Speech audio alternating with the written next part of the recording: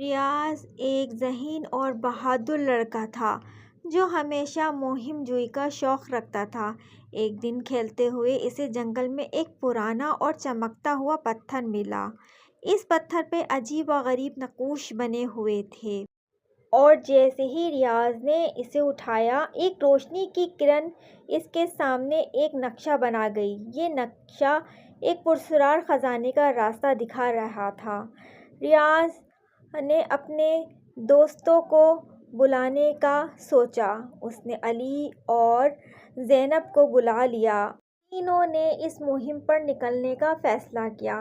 راستے میں انہیں مختلف پہیلیوں کا سامنا ہوا۔ پہلی پہیلی کا پرانے درخت کے نیچے دفن تھی، جہاں انہیں ایک کوٹ توڑ کر دروازہ کھولنا پڑا۔ جب وہ آگے بڑھے تو انہیں احساس ہوا کہ کوئی ان کا تعاقب کر رہا ہے۔ یہ ایک پراسرار شخص تھا جس کے چہرے پر نقاب لگا ہوا تھا اور چہرہ چھپا ہوا تھا۔ اس نے خزانے کو حاصل کرنے کے لیے بچوں کو کئی بار روکنے کی کوشش کی، لیکن ریاض اور اس کے دوستوں نے بہادری سے ہمیشہ اپنے آپ کو بچا لیا۔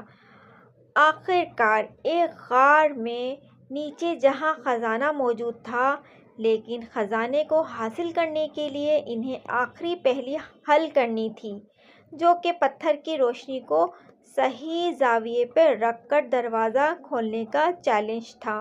جیسے ہی انہوں نے یہ چیلنج سے دروازہ کھولا اور اندر سونے، ہیرے اور جواہرات سے بھرا ہوا صندوق ان کا انتظار کر رہا تھا، اچانک نقاب پوش وہاں پہنچ گیا۔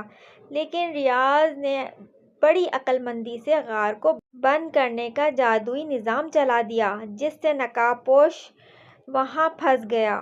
ریاض اور اس کے دوست کامیاب ہو چکے تھے۔ خزانے کو اپنے گاؤں لے آئے، جہاں وہ سب کے ساتھ اپنی خوشی بانٹنا چاہ رہے تھے۔